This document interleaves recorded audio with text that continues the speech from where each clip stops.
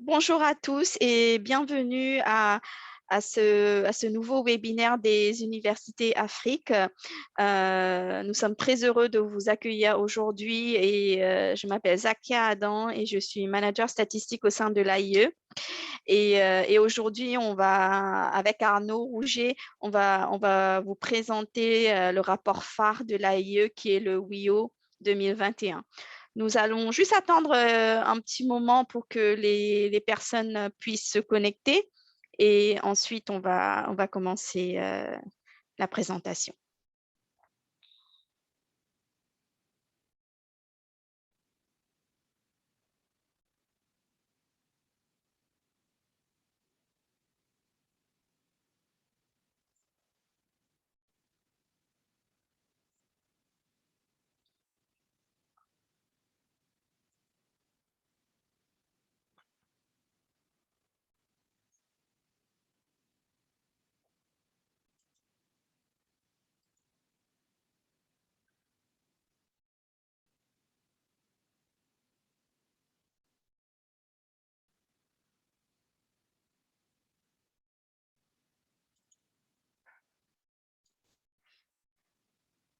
Donc, avant d'entrer dans le vif du sujet, je voudrais juste faire une petite mise en contexte sur ce qui nous rassemble aujourd'hui et vous dire un mot sur l'AIE pour ceux qui ne sont pas familiers avec notre institution. L'AIE, elle a été créée en 1974 à la suite du premier choc pétrolier. C'est une organisation internationale destinée à faciliter la coordination des politiques énergétiques des pays membres et elle s'est tout d'abord donnée pour but d'assurer la sécurité des approvisionnements énergétiques, principalement le pétrole, afin de soutenir la croissance économique. L'AIE a depuis étendu son expertise à toutes les énergies. Nous étudions en détail presque tous les pays du monde, tous les secteurs énergétiques et toutes les technologies. Et aussi, nous avons environ 300 statisticiens, analystes, modélisateurs et experts de l'énergie qui travaillent au sein de l'agence.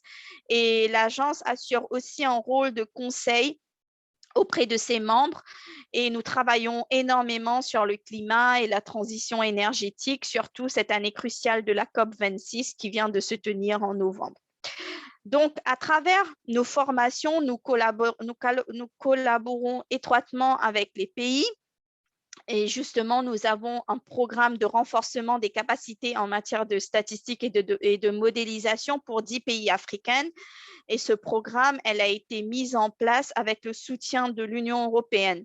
Et au sein de notre programme, il y a plusieurs pays francophones, dont le Bénin, le Sénégal et la RDC, que je salue au passage. Finalement, je vous rappelle que pour être informé de toutes nos activités sur l'Afrique, nous avons nos groupes WhatsApp et notre communauté LinkedIn. Donc, n'hésitez pas à nous contacter si vous voulez en faire partie.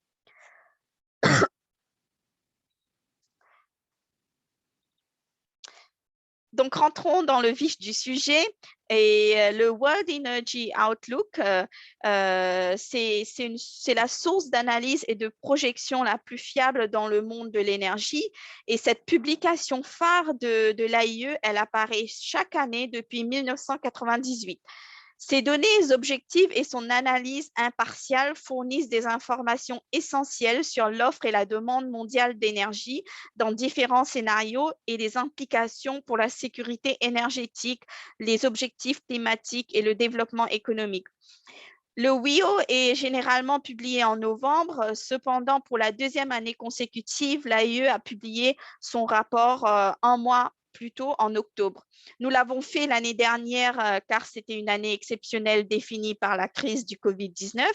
Et cette année, en raison de la réunion de la COP26 sur le changement climatique à Glasgow. Et aussi, cette année, le rapport WIO, elle est disponible gratuitement sur le site web de l'AIE pour téléchargement. Le WIO 2021, elle a été conçue, comme je viens de vous dire, comme un manuel pour la réunion de la COP26. Cette rencontre, elle offre une opportunité cruciale pour accélérer l'action climatique et la transition énergétique propre. Le travail de l'AIE cette année, elle a démontré notre engagement à diriger les transitions et énergétiques propres à l'échelle mondiale en permettant au gouvernement de comprendre ce qu'ils doivent faire pour réduire rapidement et durablement les émissions. Mais nous avons également indiqué très clairement que les transitions des pays doivent être sûres, abordables et équitables pour tous les citoyens. Si les gouvernements ne veillent pas à ce que ces éléments clés soient au cœur de l'élaboration de leur politique pour la transformation de leur secteur énergétique, ils risquent l'échec. Au moment de la publication du WIO cette année, les gouvernements ont été avertis à l'avance de ce risque. Les prix du gaz naturel, du charbon et de l'électricité atteignent des niveaux records dans de nombreuses régions. Les principales raisons de ces fortes augmentations des prix de l'énergie ne sont pas liées aux efforts de transition vers une énergie propre.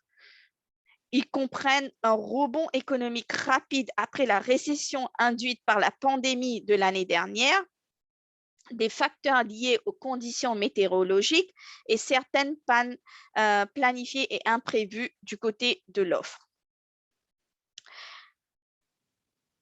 De plus, si on ne parvient pas à accélérer les transitions énergétiques propres, de plus, si on ne parvient pas à accélérer les transitions énergétiques propres, les gens continueraient d'être exposés à la pollution de l'air. Aujourd'hui, 90% de la population mondiale respire un air pollué, entraînant plus de 5 millions de décès.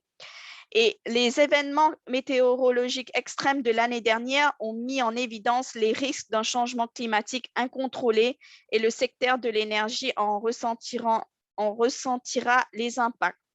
Aujourd'hui, les infrastructures énergétiques mondiales sont déjà confrontées à des risques physiques croissants liés au changement climatique, ce qui souligne le besoin urgent d'améliorer la résilience des systèmes énergétiques.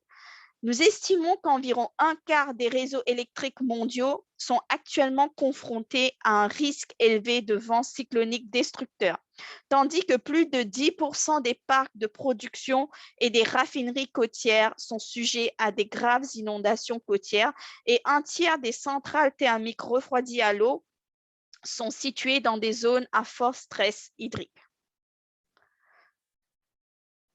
Donc, il y a des signes indéniables de changement. En 2020, alors même que les économies sombraient sous le poids des blocages liés au Covid-19, les ajouts de sources d'énergie renouvelables telles que l'éolien et le solaire photovoltaïque ont augmenté à leur rythme le plus rapide en 2 décennies. Et les ventes de véhicules électriques ont établi de nouveaux records. Une nouvelle économie de l'énergie se profile, lancée par l'action politique, l'innovation technologique et l'urgence croissante de la nécessité de lutter contre le changement climatique.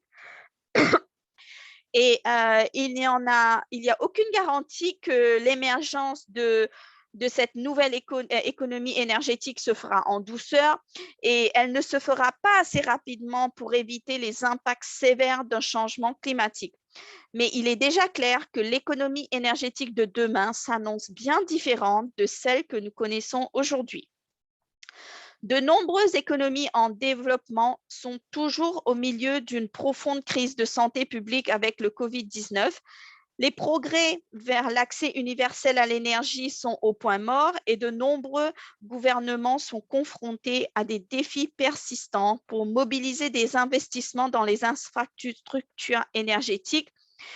Et ces investissements sont vitaux pour soutenir le développement social et économique. L'essence du WIO de cette année, c'est un inventaire détaillé du chemin parcouru par les pays dans leur transition vers l'énergie propre. Deuxièmement, jusqu'où ils doivent aller pour atteindre l'objectif de limiter la hausse des températures à 1,5 degré Celsius.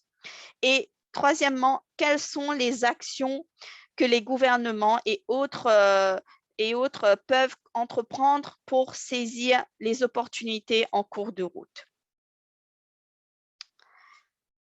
Regardons maintenant les émissions. Au cours des 20 dernières années, les émissions mondiales de CO2 ont considérablement augmenté.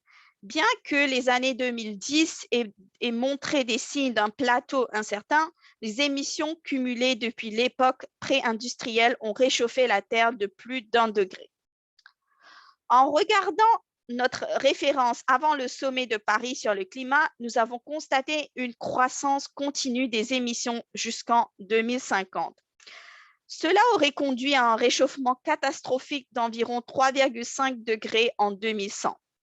Selon le GIEC, sous 3,5 degrés de réchauffement, des vagues de chaleur dévastatrices se produiraient près de 5 fois plus fréquemment qu'aujourd'hui.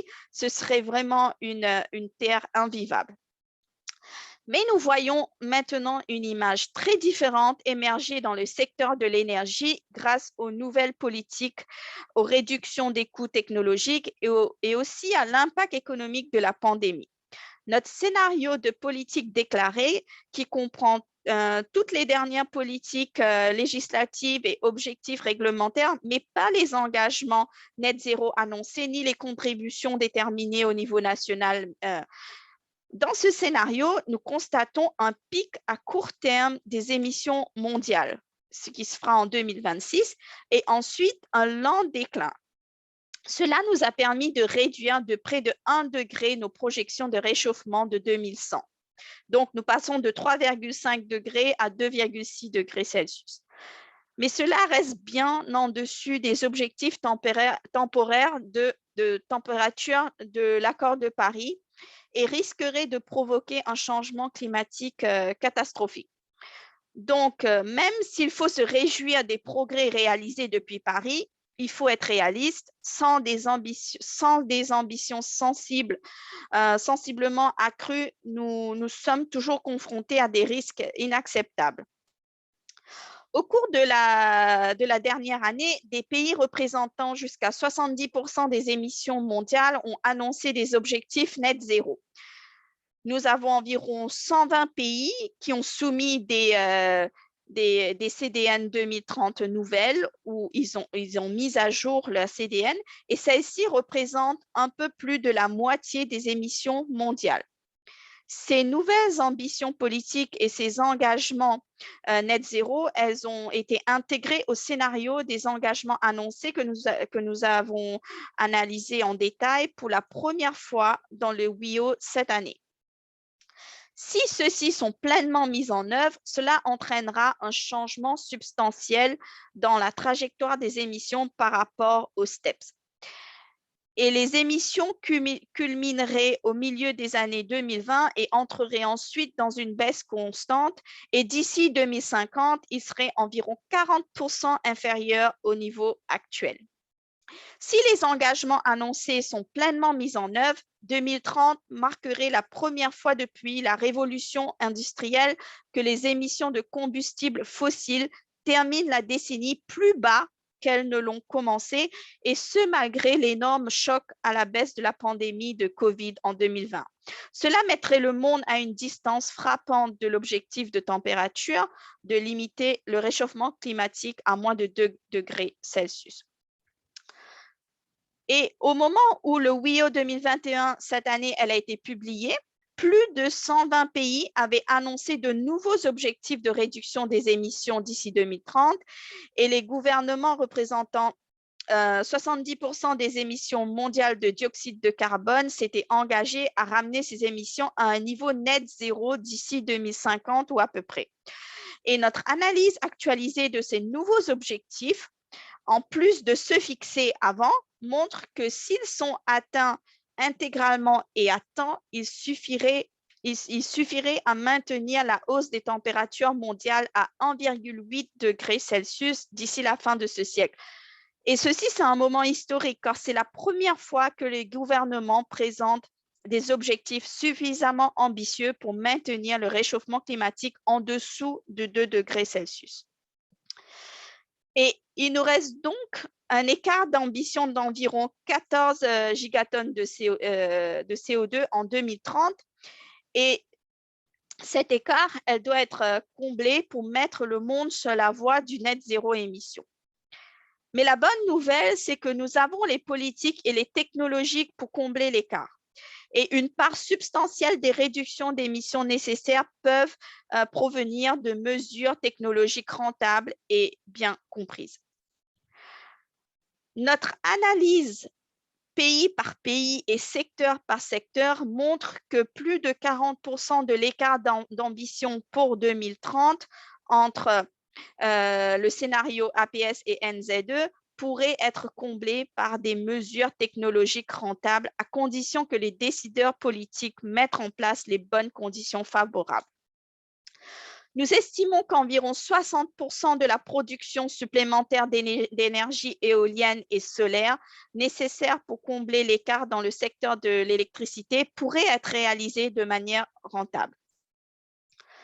Plus d'un demi-gigatonne de CO2 supplémentaire pourrait être réalisé grâce à d'autres mesures rentables dans le secteur de l'électricité, en particulier l'expansion de l'hydroélectricité dans les marchés émergents et les économies en développement.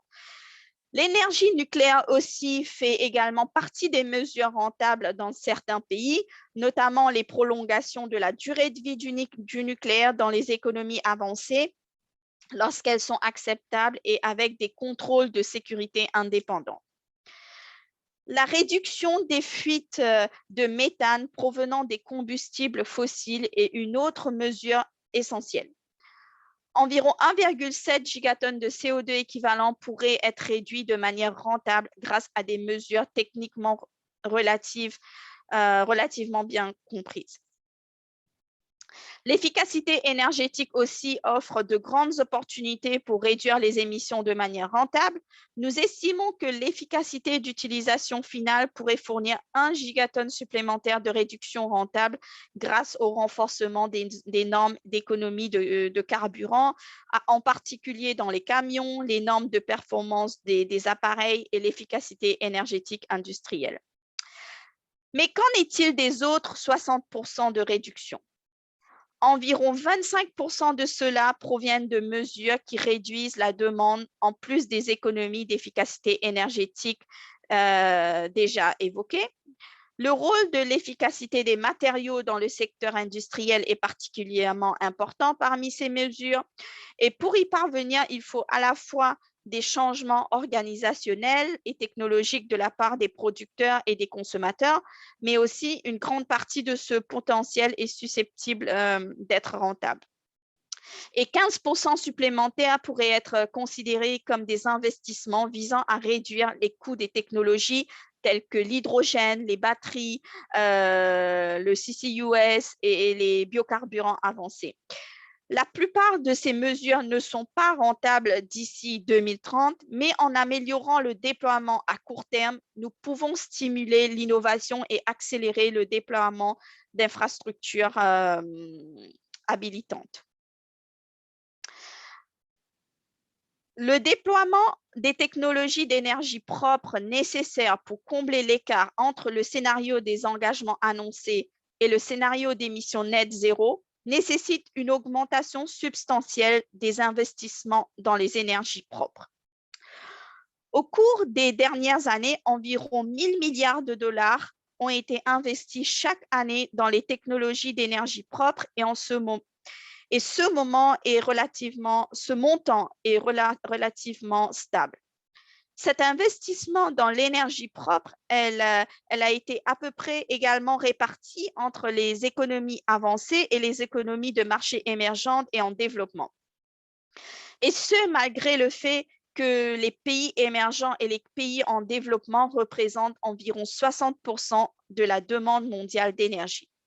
Ainsi, par rapport à leur part dans la demande mondiale, nous constatons déjà un déficit d'investissement dans les énergies propres dans ces économies. Dans le scénario d'engagement annoncé, les investissements mondiaux dans l'énergie propre ont plus que doublé pour atteindre plus de 2 000 milliards de dollars d'ici 2030. Cependant, la scission, elle devient plus biaisée en faveur des économies avancées, ce groupe représentant plus de 55% des investissements dans les énergies propres en 2030, mais seulement un tiers de la demande mondiale. Cela s'explique en partie par le fait que la plupart des économies avancées ont des engagements net zéro, ce qui entraîne une augmentation des investissements dans les énergies propres. Le risque d'une transition à deux roues, à deux vitesses, est donc bien réel dans ce scénario. Pour atteindre la voie du net zéro, le monde investit presque le double du montant prévu dans le scénario des promesses annoncées, avec des investissements dans l'énergie propre atteignant plus de presque 4 000 milliards de dollars. Mais 70% de l'augmentation entre les deux scénarios provient des économies des marchés émergents et en développement. Dans ce scénario, ces économies représentent près de 60% des investissements dans les énergies propres, ce qui reflète bien davantage leur part de 2/3 dans la demande mondiale d'énergie. La plupart de ces investissements dans les énergies propres, elles doivent provenir du secteur privé. Nous estimons que les investissements dans l'énergie propre des institutions financières publiques dans les marchés émergents et les économies en développement doivent être plus de 3 fois plus élevés dans le scénario net zéro par rapport au scénario des engagements annoncés. Maintenant, pour conclure ma partie de cette présentation, j'aimerais montrer les impacts des politiques que nous avons mentionnées, les changements technologiques, les améliorations d'efficacité et d'autres mesures. La voie suivie par le monde et l'ensemble des politiques et mesures adoptées auront des implications drastiques sur les marchés de l'énergie et la vitesse d'émergence de la nouvelle économie d'énergie. Si nous n'allons pas de l'avant avec les politiques annoncées et inscrites dans les lois, dans le scénario des politiques déclarées, la demande d'énergie, elle va continuer de croître. La prochaine décennie ressemblant beaucoup à la dernière décennie, l'entêtement du statu quo est ce que nous connaîtrions, et la part des combustibles fossiles dans le mix énergétique mondial ne diminue que légèrement. Donc, dans le scénario STEPS, la demande mondiale de pétrole, elle dépasse les niveaux de 2019 jusqu'en 2023. Le gaz naturel est environ 15% plus élevé en 2030 qu'en 2020 et la demande de charbon reste bien supérieure à 5 000 millions de tonnes, tandis que la production solaire, photovoltaïque et éolienne triple au cours de la prochaine décennie. Cependant, les promesses annoncées changent la donne pour les marchés mondiaux de l'énergie et d'ici 2030, la part des combustibles fossiles sans relâche tombera à 72% du mix énergétique.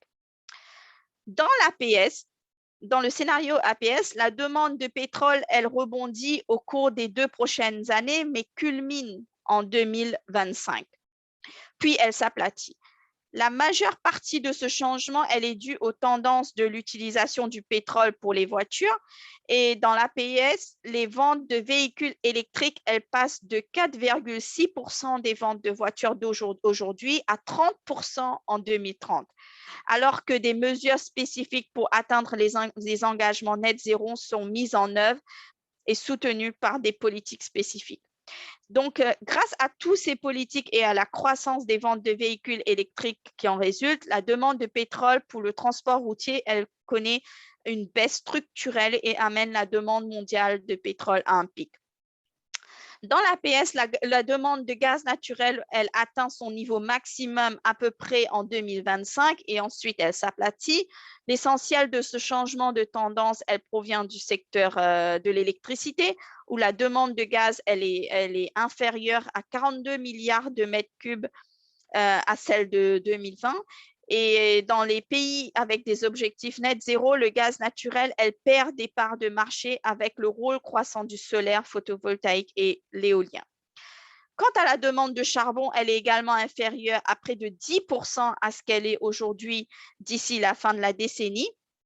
Mais une grande partie de l'utilisation du charbon aujourd'hui se fait dans des régions sans engagement qui réduiraient considérablement la demande d'ici 2030. si nous regardons maintenant dans le scénario NZI, la situation des marchés de l'énergie, elle est radicalement différente. Déjà d'ici 2030, la demande de pétrole, elle chute, propulsée vers le bas par l'électrification rapide des transports. La demande de gaz continuera à augmenter dans les années à venir en raison du passage du charbon au gaz lorsque cela est possible et aussi dans le cadre des efforts visant à réduire la demande de charbon le plus rapidement possible. Mais dans la seconde moitié de la décennie, la demande de gaz, elle chute aussi rapidement. Les changements dans la NZ2 sont les plus extrêmes pour le charbon, avec une demande dans le secteur de l'électricité diminuant de 2 tiers. Et pour répondre à la demande croissante d'électricité, tout en supprimant progressivement la production d'électricité à partir de combustibles fossiles, ceci nécessite un quadruplement du déploiement solaire, photovoltaïque et éolien. Donc, l'ampleur des changements requis dans le système énergétique, elle est immense, mais nous avons des raisons de rester optimistes. La voie pour limiter la hausse des températures à 1,5 degré Celsius, et elle est étroite, mais elle est réalisable. Et au cours des 2 dernières années, nous avons vu beaucoup d'annonces, beaucoup d'engagements, mais maintenant, il faut passer aux actes en mettant en œuvre des politiques pour respecter les engagements annoncés et en rehaussant l'ambition conformément aux objectifs de la net zéro émission. Donc, sans plus tarder, je passe la parole à Arnaud qui va continuer la présentation et ensuite on sera rejoint par notre collègue Paul Hugues pour une session de questions-réponses. Arnaud, je te passe la parole. Merci beaucoup, Zakia. Bonjour à tous. Comme Zakia vous l'a présenté, donc ce WIO, ce rapport sur les perspectives globales de l'énergie cette année a été vraiment focalisé sur la discussion de la COP26 à Glasgow et comment éclairer au mieux nos politiques. Je voudrais vraiment insister sur le fait que cette discussion, on a conscience que du point de vue de l'Afrique, la COP26 a pu être un échec sur les questions des financements, puisque la communauté internationale, pour l'instant, n'a pas tenu ses promesses des 100 milliards, puisqu'il y a beaucoup de déceptions sur les pertes et préjudices, sur l'adaptation. Cependant, nous, on a aussi identifié qu'il y a quand même une ambition qui est là avec des nouvelles annonces. Ça concerne aussi des pays africains. Le Nigeria qui a annoncé qu'il serait net zéro d'ici 2060 à la COP, c'était une annonce très importante. L'Afrique du Sud avait déjà fait une annonce net zéro 2050 précédemment, d'autres pays, le Rwanda et d'autres. Donc on voit quand même ce mouvement de la part des politiques publiques pour vraiment qu'on soit tous embarqués dans la même direction à limiter le réchauffement climatique, réduire les émissions, mais que ça ne se fasse évidemment pas au détriment du développement économique, du développement énergétique. Et c'est vraiment cet exercice que l'AIE cherche à faire, de montrer quelles sont les trajectoires possibles pour cela. Je vais continuer un peu là où s'est arrêté Zakia et faire un éclairage plus précis sur le secteur de l'électricité.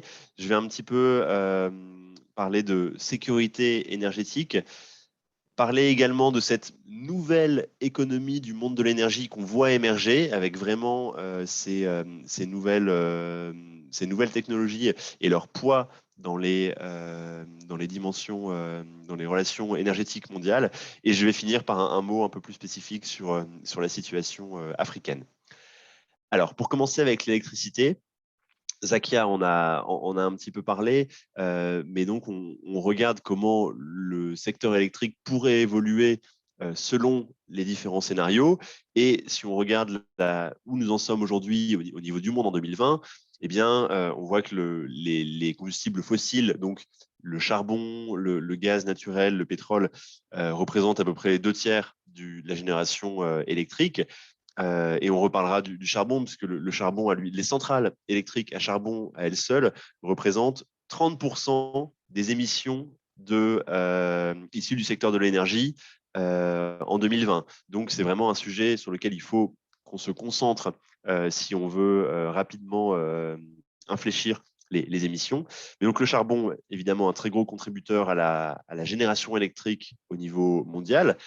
Ce qui est important de noter, c'est qu'en 2020, dans un contexte très particulier de Covid, de confinement, les renouvelables ont été la seule source d'électricité à augmenter.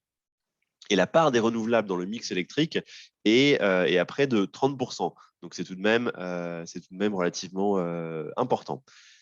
Et alors, quand on regarde un petit peu comment les choses pourraient évoluer, selon le scénario APS dont a parlé Zakia, donc les promesses qui ont été posées sur la table par les différents États, on s'attend à ce que les renouvelables se développent encore davantage. Ils augmenteraient de 30%. Et ça, c'est dû à la croissance. Pardon, excusez-moi. Ce qui augmenterait de 30%, c'est la demande en électricité dans le monde, selon ce scénario. Et cette demande en électricité, elle va augmenter puisque il y a évidemment une croissance économique, puisqu'il y a une électrification de certains usages, notamment dans les économies les plus avancées pour le transport, avec des véhicules électriques, pour le chauffage, avec des bâtiments qui seront chauffés à l'électricité plutôt qu'au fuel ou au gaz, par exemple. Et puisqu'on voit aussi l'émergence de l'hydrogène qui serait produit à partir d'électrolyseurs.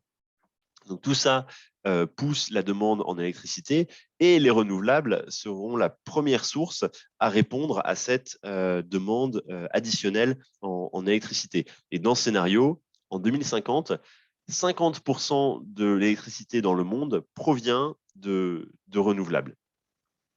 Alors, si on regarde le scénario qu'il faut suivre, si on veut être sur une trajectoire net zéro d'ici 2050, donc pour avoir toutes les chances de maintenir le réchauffement climatique à 1,5 degré d'ici la fin du siècle, on voit qu'en fait, il y a des changements beaucoup plus structurels dans le mix électrique.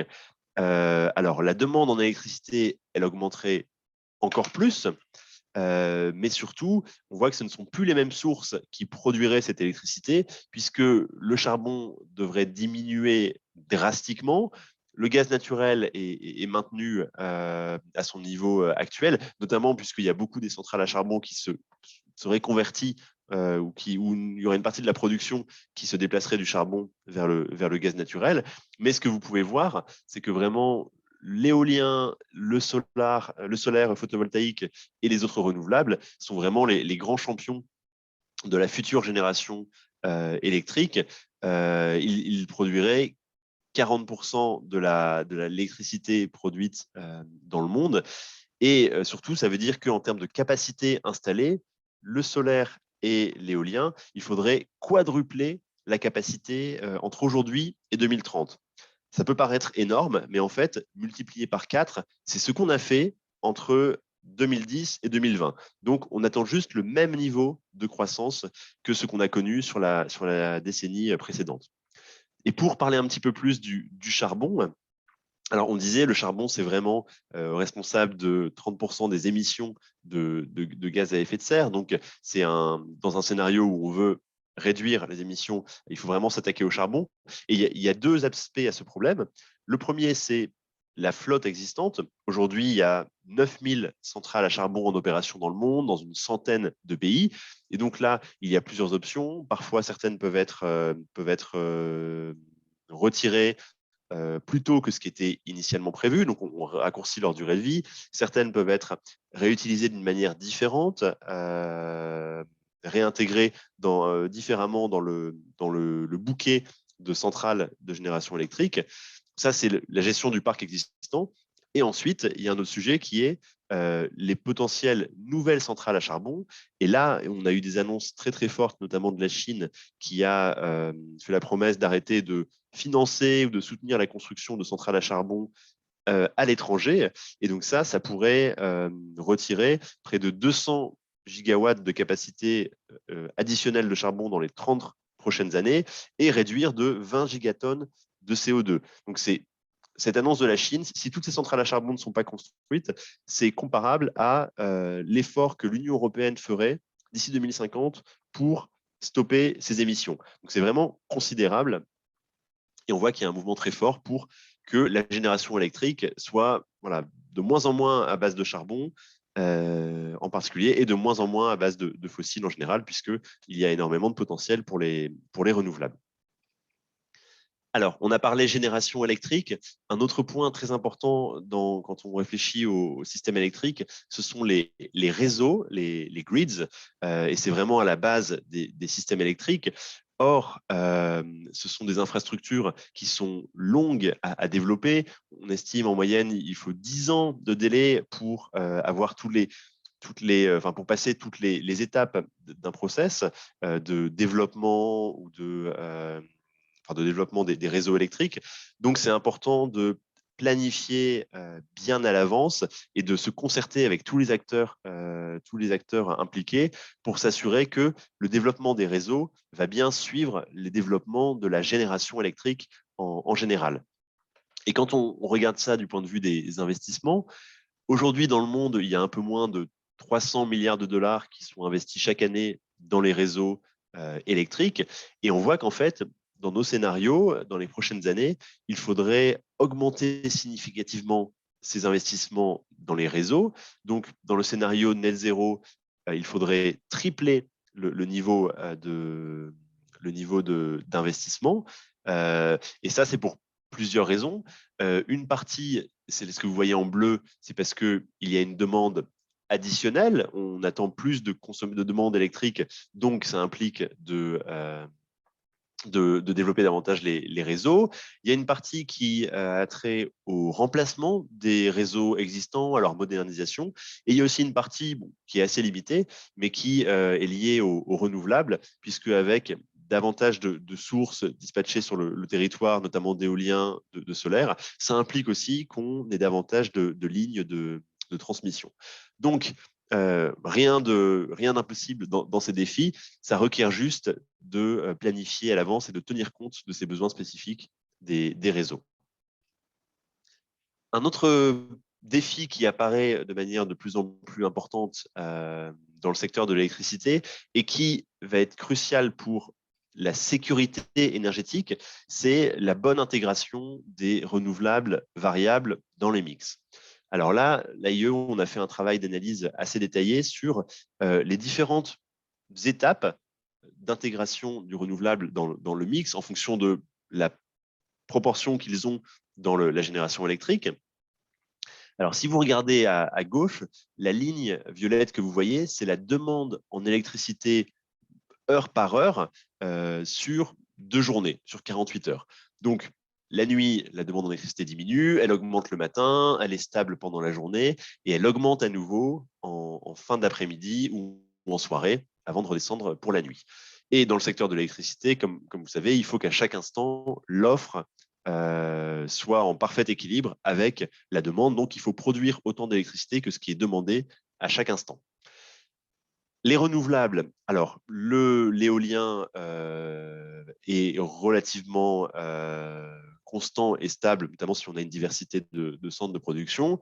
Le solaire, en revanche, évidemment, on ne produit de l'électricité solaire voltaïque que durant la journée, enfin le jour ensoleillé. Et donc, plus on a de capacité solaire, plus en fait les autres sources de production d'électricité doivent pouvoir rapidement s'allumer et s'éteindre si on veut tirer le meilleur parti de ces productions renouvelables. C'est-à-dire quand il est midi et que l'éolien et le solaire sont capables de fournir 80% de la demande en électricité, eh bien, il faut que les 20% restants soient fournis par d'autres sources. Ça peut être des barrages hydroélectriques, ça peut être de la géothermie, ça peut aussi être des centrales thermiques. En revanche, quand le soleil tombe, eh bien là, il faut très rapidement pouvoir allumer des centrales qui vont compenser l'absence de production du solaire, ou bien utiliser d'autres sources de flexibilité comme le stockage avec les batteries, ou bien utiliser des logiques de gestion de la demande avec de l'effacement, etc., etc. Et en fait, ce qu'on voit, c'est que plus on développe les renouvelables, plus il va falloir se poser ce type de questions. Comment gérer à midi un excès de production d'électricité quand il y aura beaucoup de production du solaire et comment gérer le fait de devoir apporter de l'électricité après cette phase. Et donc, l'AIE a vraiment fait un travail de classifier selon la quantité de renouvelables qu'il y a dans le mix, quelles sont les différentes phases, qu'est-ce que ça requiert d'un point de vue de technologie, d'infrastructure, de gestion du système. Et ça, c'est un sujet qui se pose pour l'Union européenne, Mais il se pose aussi pour la Chine, qui a des plans très, très ambitieux, notamment vis-à-vis du solaire, où là, vous pouvez voir qu'à midi, la Chine produirait beaucoup plus d'électricité que ce qui est demandé. Donc, il va falloir utiliser cette électricité excessive pour, à travers du stockage, par exemple, l'injecter au moment où c'est demandé. Et ça pose voilà, des nouveaux enjeux. Alors, je continue rapidement sur un sujet que Zakia a mentionné, qui est qu'on observe vraiment une nouvelle économie mondiale de l'énergie, avec des nouvelles technologies qui vont être amenées à se développer très rapidement et très significativement. Et là, la manière d'observer cette question, on a utilisé un petit peu les tailles de marché, c'est-à-dire quel est l'argent qui peut être tiré de ces activités énergétiques. Aujourd'hui, le secteur pétrolier domine de très loin le secteur de l'énergie d'un point de vue des marchés et des échanges commerciaux. Mais ce qu'on voit dans notre scénario, c'est que d'ici 2050, il y aurait un inversement des tendances, puisque en 2050, on s'attend à ce que les piles à combustible, les électrolyseurs, les batteries, les éoliennes et les modules solaires photovoltaïques aient des tailles de marché qui soient aussi importantes que ce que le pétrole est aujourd'hui. Et à l'inverse, en 2050, le pétrole représenterait des montants beaucoup moins importants qu'aujourd'hui. Donc il y a vraiment des opportunités importantes. Et ça veut dire que dans nos projections net zéro ou de réduction très forte des émissions, ce sont généralement des choses qui sont poussées par un angle climatique, c'est-à-dire le combat contre le réchauffement climatique, mais on voit qu'il y a des opportunités commerciales, industrielles énormes. Il y a également des opportunités en termes d'emploi qui sont très importantes, puisque certes, il y a des domaines où on s'attend à ce que des emplois soient perdus, par exemple dans le charbon, mais à l'inverse, il y a aussi beaucoup d'emplois qui vont être créés et on estime qu'il y en aura beaucoup plus qui seront créés dans les technologies propres que dans les secteurs en déclin. Pardon, je vais passer là-dessus. Alors, une dernière diapositive plus centrée sur les problématiques africaines, puisqu'on va parler d'accès à l'énergie. Comme vous savez, l'AIE, chaque année, on regarde vraiment comment évoluent les tendances sur l'accès à l'électricité, l'accès à la cuisson propre. Et ce qu'on a observé de manière assez importante, c'est que du fait de la pandémie de Covid et des conséquences économiques, eh bien, pour la première fois, les progrès sur l'accès à l'électricité ont reculé en Afrique. Et donc, on est en train de s'éloigner encore de cet objectif d'accès universel d'ici 2030, puisque comme vous pouvez le voir là, il y a à peu près 750 millions de personnes dans le monde qui n'ont pas accès à l'électricité et 2,5 milliards qui n'ont pas accès à la cuisson propre. La part de l'Afrique subsaharienne est très importante pour l'électricité, moins pour la cuisson, mais ça veut dire que le problème d'accès à l'électricité est de plus en plus un problème africain, puisque des pays comme l'Inde ont atteint l'accès universel il y a quelques années. Et il n'y a pas de fatalité, il est tout à fait possible de s'attaquer sérieusement à ce problème et d'atteindre l'accès universel d'ici 2030. Ça requiert des investissements et ça requiert surtout des niveaux d'investissement plus élevés que ce qui a été appliqué jusqu'à aujourd'hui. Donc là, d'après notre estimation, il faudrait chaque année que les investissements dans l'accès à l'électricité et dans l'accès à la cuisson propre soient 4,5 fois plus importants que ce qu'ils ne sont aujourd'hui si on veut atteindre l'accès universel. Et un point très important sur lequel je veux insister, c'est que on vous a beaucoup parlé de nos scénarios, donc net zéro 2050, ces trajectoires pour limiter le réchauffement climatique. Ces scénarios qu'on fait à l'AIE visent également l'accès universel à 2030. C'est-à-dire qu'il n'y a pas d'opposition entre, d'ici la fin de la décennie, s'assurer que tous les Africains, toutes les populations dans le monde ont bien accès à l'électricité et à des moyens et des combustibles modernes pour la cuisson, et que à plus long terme, on soit sur une trajectoire de décarbonation et de neutralité carbone plus tard dans le siècle. Mais c'est évidemment une problématique qui ne se présente pas dans les mêmes termes selon les régions qu'on regarde. Et une autre manière de regarder cette question, c'est en termes d'impact de santé. Et d'après nos dernières estimations, les personnes qui vivent dans des économies émergentes et en développement, donc c'est ce qu'on appelle IMDI, sont beaucoup plus exposées à des polluants et à des particules dans l'air, ce qui a des conséquences sanitaires dramatiques. En fait, ils sont 40 fois plus exposés à des niveaux dangereux de particules que dans les économies avancées. Alors ça, c'est lié aux véhicules sur les routes qui sont polluants. C'est lié aussi à l'utilisation traditionnelle de la biomasse, notamment avec les foyers ouverts. Mais concrètement, ça veut dire que d'ici 2030, on s'attend à ce qu'il y ait encore 3 millions de morts prématurées chaque année du fait de ces problèmes de pollution de l'air intérieur. Alors, ce que je vous propose, c'est je vais laisser afficher les quelques notes de conclusion pour que vous puissiez les consulter. Et en même temps, je vais vous proposer de poser vos questions. On a Paul qui nous a rejoint pour cette dernière partie du webinaire. Merci beaucoup, Paul, d'être avec nous. Bonjour à tous. Merci Arnaud. Et donc, on a un peu moins de 15 minutes pour prendre vos questions sur cette édition du rapport World Energy Outlook. Peut-être pendant que… Pardon, vous pouvez, pour poser vos questions, utiliser la fonctionnalité Q&A ou bien directement lever la main et prendre la parole. On sera ravis de vous entendre. Et peut-être pendant que vous commencez à formuler vos questions, Paul, si tu peux juste peut-être rapidement te présenter, te dire sur quel domaine spécifiquement tu travailles dans l'équipe. Bien sûr, donc je suis Paul Hugues, je suis analyste énergétique donc, au World Energy Outlook et je travaille plus spécifiquement sur les problématiques du secteur de l'industrie, donc qui, comme vous le savez, est un secteur qui est un secteur qui est difficile à décarboner.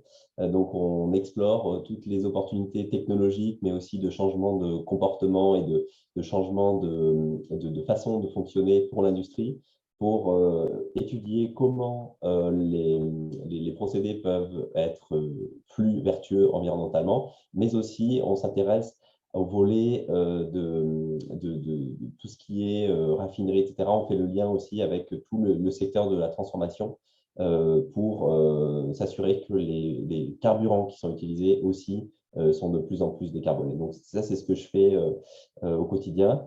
Et le deuxième volet de notre travail, donc au-delà d'un travail de modélisation, c'est aussi de faire des recommandations aux politiques publiques, comme vous le savez. Donc pour ce qui me concerne, pour le secteur de l'industrie.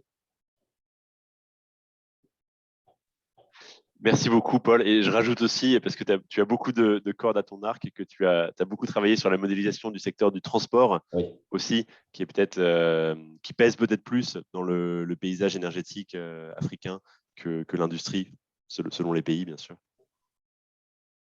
Tout à fait. Oui, j'ai un passé dans la modélisation de transport, effectivement.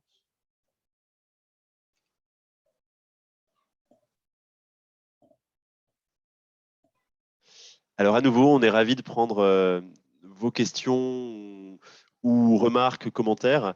Comme vous l'avez vu, hein, cette édition du WIO était assez construite autour de la COP26. Vous avez peut-être vous-même assisté ou eu des collègues des délégations nationales qui ont assisté à la COP. Donc n'hésitez pas aussi à nous faire part de vos retours sur cette COP.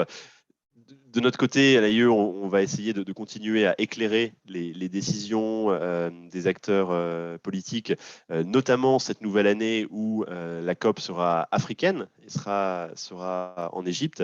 Et donc, on sera très intéressé d'avoir un petit peu plus vos avis, vos perceptions sur les attentes vis-à-vis de cette nouvelle COP.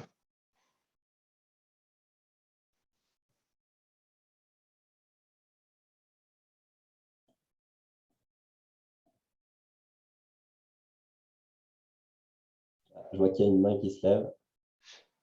Oui, alors il y a Herbert Coulietto, vous devriez être, si vous retirez la fonction muet du micro, vous devriez pouvoir parler. Ok, alors, vous me recevez? Oui, allez-y, Oui. bonjour. Ok, merci beaucoup. On m'appelle Herbert Coulietto, comme vous l'avez dit. J'ai noté un peu sur les différentes courbes d'émissions que vous aviez présenté, je crois que c'était dans la première partie, qu'en 2020, il y a eu une petite chute sur les émissions. Et ce qui m'intéresse, c'est de voir, est-ce qu'on a pu essayer d'identifier quelles sont les sources ou quelles sont les actions qui ont été en faveur de cette réduction et voir dans quelle mesure est-ce qu'on a pris en compte ces éléments-là pour bâtir les différents scénarios futurs.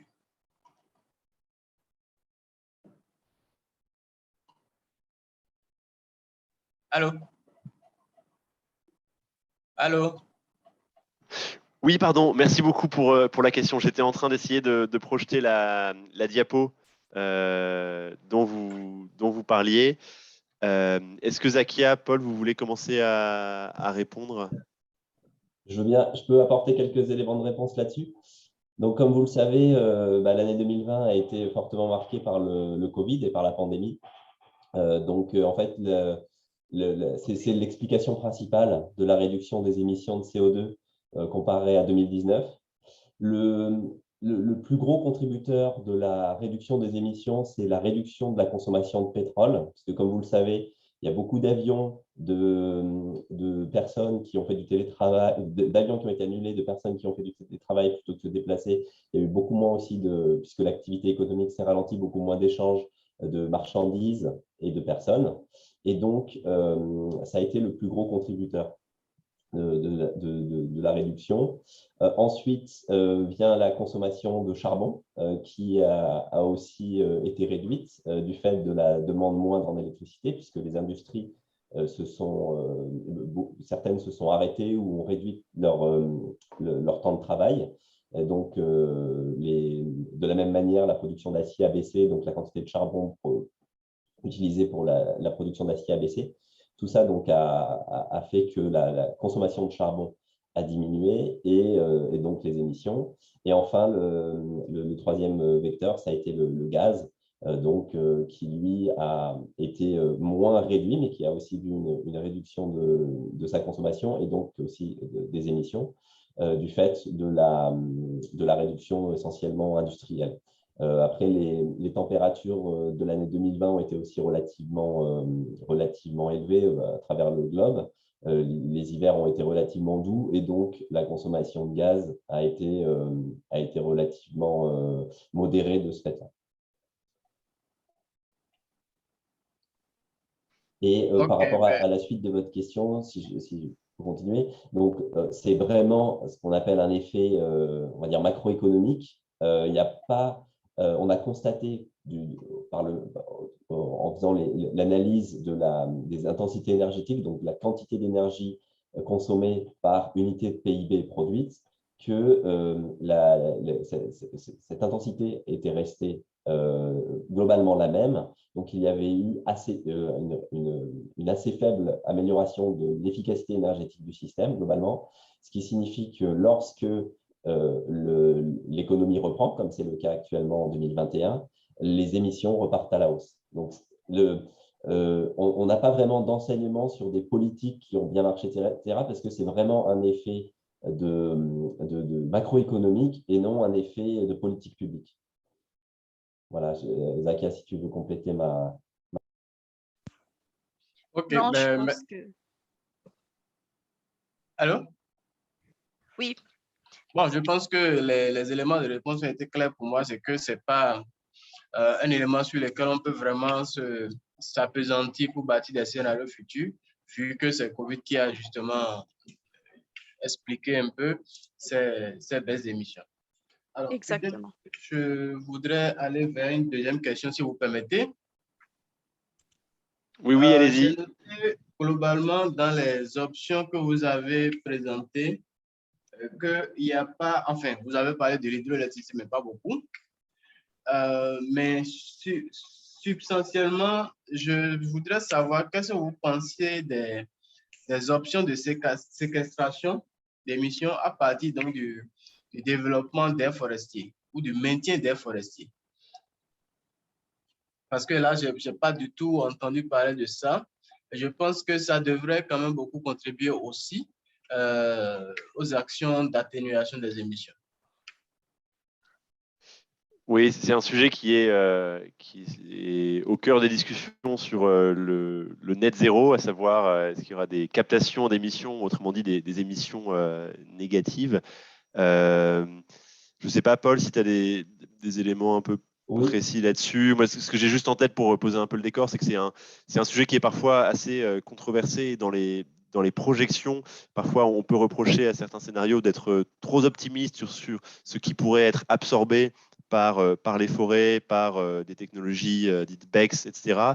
Dans le scénario net zéro développé par l'AIE, si je me trompe pas, mais Paul, je pense que tu as regardé ça de beaucoup plus près, les hypothèses sur ces émissions évitées ou négatives du fait de la biomasse sont pas extrêmement ambitieuses. Autrement dit, l'AIE n'a pas misé très très fortement sur certains de ces développements pour atteindre la neutralité carbone. Mais pardon, Paul, je te laisse vraiment compléter là-dessus. alors il y a deux choses effectivement à peut-être clarifier. Donc là, vous avez parlé de l'afforestation ou de la prise en compte du puits de carbone lié à la croissance des forêts. Ça, c'est quelque chose que l'on utilise effectivement comme données d'entrée pour notre modélisation. Mais nous, à l'Agence internationale de l'énergie, notre cœur de métier, c'est l'énergie. Or, c'est ce qu'on appelle AFOLU, c'est-à-dire Afforestation, Land Use Change, etc. Ce n'est pas notre cœur de métier et c'est regardé par exemple par d'autres organismes comme l'IASA, comme l'ONU, et on se base sur leurs résultats en fait pour nous avoir une idée de quelle quantité de carbone va être stockée pour ensuite dire ah ben voilà, le secteur de l'énergie doit contribuer à tel pourcentage. Donc nous ne faisons typiquement pas de recommandations particulières parce qu'on estime que ce n'est pas notre cœur de métier sur le fait de reforester, etc.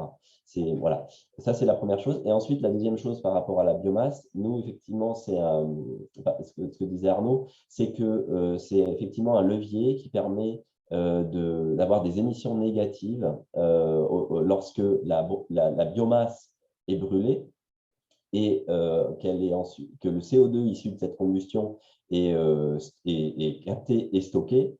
Alors, dans ce cas, on a donc des émissions négatives puisque le CO2 est issu du carbone qui est issu de l'atmosphère, pardon. Et donc, ça permet d'arriver pour certains pays qui sont riches en biomasse, notamment le Brésil, notamment les États-Unis, à avoir des émissions qui sont négatives à horizon 2050 du fait de ce qu'on appelle BECCS, c'est-à-dire la séquestration du carbone liée aux bioénergies. Donc, ça permet à d'autres secteurs qui sont difficiles à décarboner, comme le transport et l'industrie, d'avoir un petit peu d'émissions résiduelles positives, puisque ce sera compensé par ces émissions négatives liées à la biomasse. Merci beaucoup, Paul. Merci pour la clarification. On a également une question de Manix Bofunga. Manix, vous devriez pouvoir activer votre micro et prendre la parole.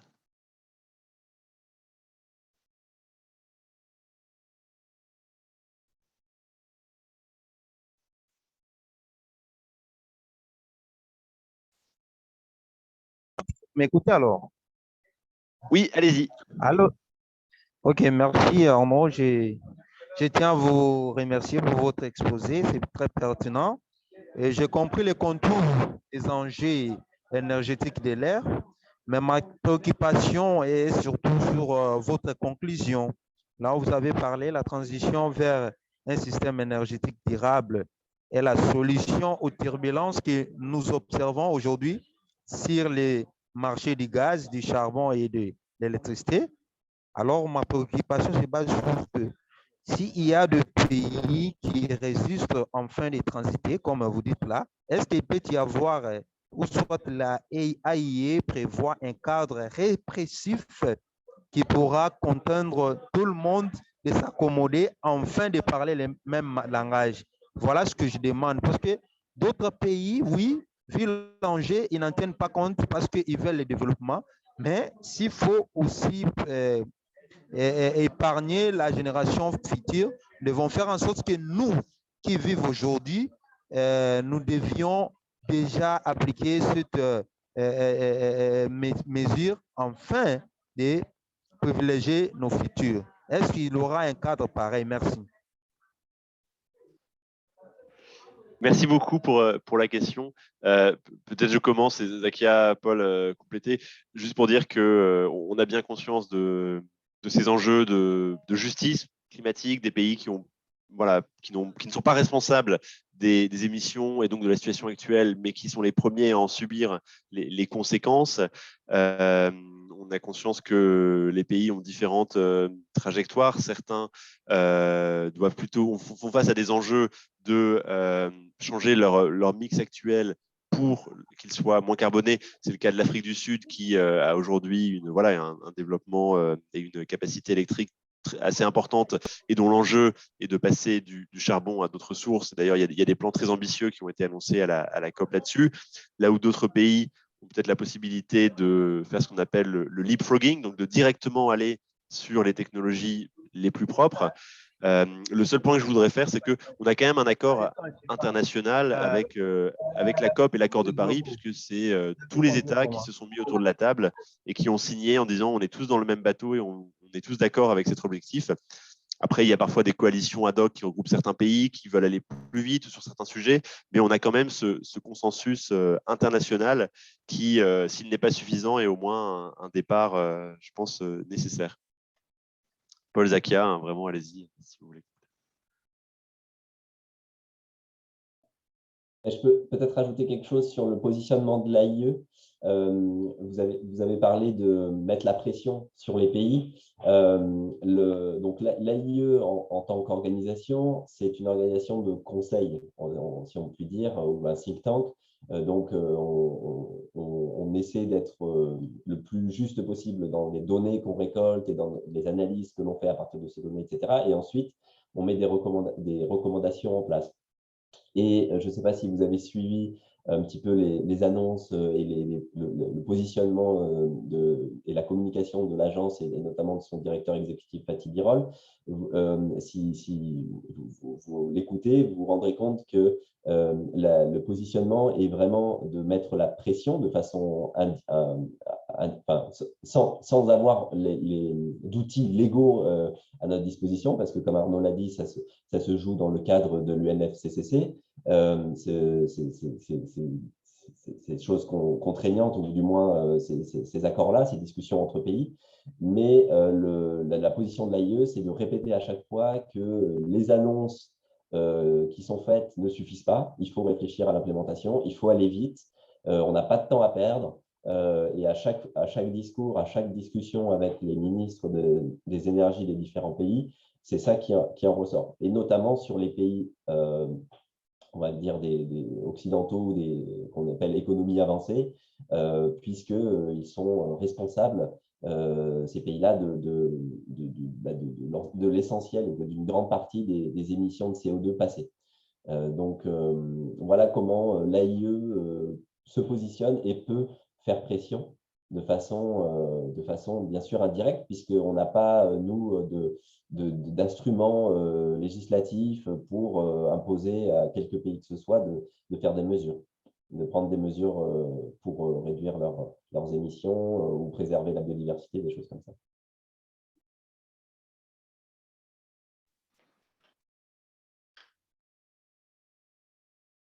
Merci beaucoup, Paul. J'espère que ça répondait à votre question, Manix. Je vois que le temps on est déjà à la fin de la session. Donc, sauf si vous avez une dernière question. Ouais, peut-être qu'on peut prendre encore une dernière question. Je vois que Abdoubakri Ndiaye a également levé la main. Vous pouvez y aller.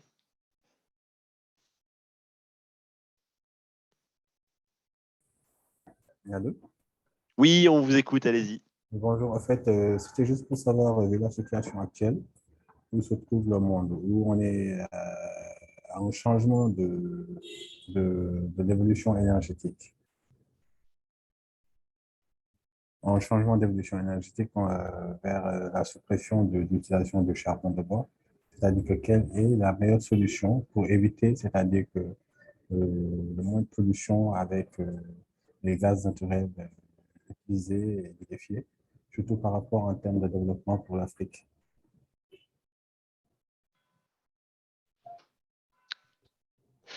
Merci pour la question. Peut-être je commencerai rapidement. Alors, vous avez mentionné le charbon de bois, c'est, si j'ai bien compris, donc c'est des énergies renouvelables, en fait. La transition en fait, vers le charbon à l'utilisation des énergies renouvelables. D'accord, très bien. Parce que donc on a à côté le charbon de bois qui est utilisé plutôt pour la cuisson, où là, il existe des combustibles plus propres, plus modernes. Et ça fait aussi partie de nos analyses. Et par ailleurs, sur le charbon, donc là, on parle plutôt du charbon qui est utilisé, que ce soit pour la production d'électricité ou pour l'industrie, où on a aussi des substituts qui sont moins carbonés. Euh, c'est un peu, enfin, la question est un peu large, donc je ne sais pas trop ce que je peux vous dire en quelques instants, si ce n'est que faut regarder peut-être usage par usage. Dans le secteur de l'électricité, comme on a montré, on voit un développement très important, notamment des renouvelables, du solaire, de l'éolien. Et pour l'Afrique, il y a notamment un potentiel qui est considérable. Paul, Zakia, je vous laisse si vous voulez un petit peu compléter ces commentaires généraux.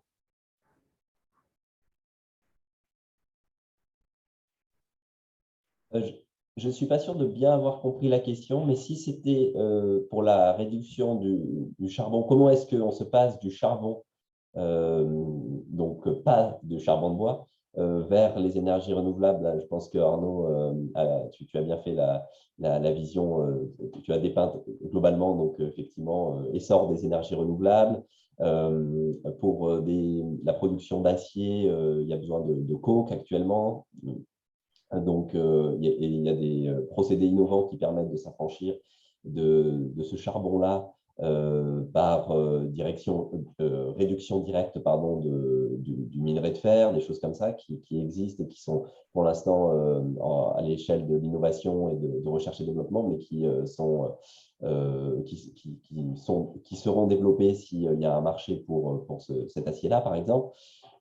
Et après, pour ce qui est du charbon, si la question était sur le charbon de bois, mais vous pouvez préciser si vous le souhaitez. En fait, c'était juste pour savoir si toutefois on est confronté à un changement, en fait. Parce que si on laisse un système pour aller vers un autre système, forcément, il y a des études à faire. Parce qu'il y avait des dégâts que l'autre système avait causés. Maintenant, c'est juste pour savoir si, par rapport à cette transition-là, si des études préalables sont faites pour éviter le moins de dégâts et le moins de pollution possible. Alors ça appartient, je pense, à chaque projet, à chaque pays de faire, oui, des études préalables.